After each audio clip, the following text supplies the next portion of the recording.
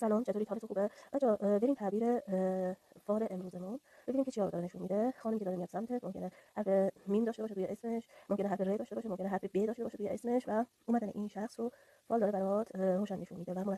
مرتب شدن امور و اینکه اومدنش خیلی عالیه برات و این شخص روشنی هستش که باعث بهتر شدن اموراتت میشه و این داره میاد سمتت و حتی میتونه قسمت‌های خانوادگی یا مشکلاتی که در قسمت‌های خانوادگی داری رو باعث بشه که این مشکلات از زندگیت بره. خب اینو خبر خوبی برات افتاده اگه داخل اسمت حرف ب وجود داره، نون وجود داره، ج وجود داره، چه وجود داره. خبرهای خوبی و منظم شدن امور رو برات دارم پیشگویی میکنم. و این خانمی که داره میاد سمتت خب مانع وجود داره، دو نفر هستن یا حتی سه نفر که دارن مشکل ایجاد میکنن، ولی به هر حال این میاد و کار خودش رو انجام میده و میره و برات اتفاقهای خیلی خوبی رو میاره و جای نگرانی نیست. میگم دیگه با وجود اینکه موانع وجود داره. توی قسمت خانوادگی فارغ کسی هستش که داره بدجنسی میکنه، کسی هستش که اون ذات بدش رو داره نشون میده و اختلاف ایجاد میکنه، مشکل ایجاد میکنه که فارغ داره نشون میده. توی قسمت‌های خانوادگی شخصی داره مشکل ایجاد میکنه که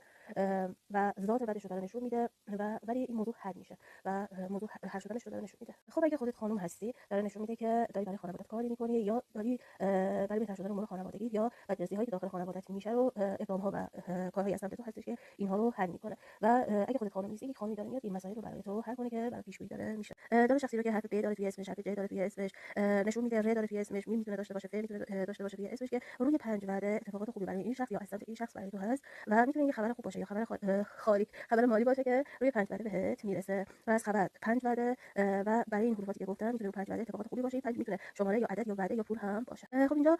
یا یک شهر هستش که جای داره مثلا مثل بروجرد خبر دارم ازش برای اونایی که حالا مربوط به این شهر هستن میبینن. یکی هم اینجا ممکنه حرف جرم نوشته باشه یا کسی که مجرم نیست، جو روشنه یا جرمی نیست و روی 5 وعده اتفاقات خوب یا کلید یا روشنایی از بابت جرم یا مجرم یا کسی که کاری نکرده روی 5 وعده براش هست که داره نشون میده. خب داخل فاقت داره نشون میده که حالت بستگی داری، حالت سنگینی داری، خیلی وقت هستش که این حالت برای تو هست ولی کنارش روشنایی افتاد، از این حالت در میاد، حالا هر چی از مشکل از این حالت در میاد رو فارغ داره قول میده. توی قسمت‌های خانوادگی کسی داره مشکل ایجاد میکنه، یه حالت شیطانی، حالت دعایی توی قسمت خانوادگی و یا کسی هستش که داره میاد سمت این شخص، یک شیطان به تمام معناست و داره مشکل ایجاد میکنه و میخواد مشکل ایجاد کنه و یه شخص تاریکی رو نشون میده که